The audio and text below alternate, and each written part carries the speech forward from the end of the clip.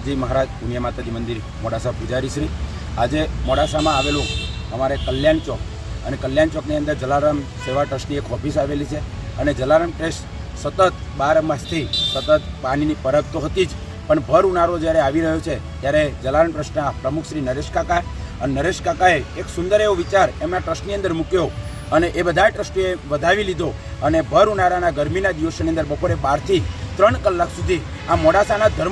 ધર્મપ્રેમી જનતાને છાશનું એક પણ પૈસો લીધા વગર વિતરણ કરવામાં આવશે। એ જલારામ ટ્રસ્ટ સેવાની જે સેવા છે એ સેવા આજે શ્રી સોમનાથ ચેરિટેબલ ટ્રસ્ટ અને તમામ સંતો અને મોડાસાની નગરની જનતા આને વધાવે છે અને આની અંદર બધાને અપીલ છે કે તમને પરમાત્માએ આપ્યું હોય તો જલારામ ટ્રસ્ટ જ્યારે આવું સુંદર કાર્ય ભર ઉનાળામાં દરેક લોકોને છાશ મળી રહે એ હેતુથી જે કાર્ય કરવા માટે જઈ રહ્યું છે અને આપને પરમાત્માએ આપ્યું હોય તો થોડામાંથી થોડું આ જલારામ ટ્રસ્ટને અર્પણ કરી અને આ સેવામાં સહભાગી થાવ એ ભાવ સાથે અંતરના સાધુવાદ સાથે દરેકને જય સિયારામ।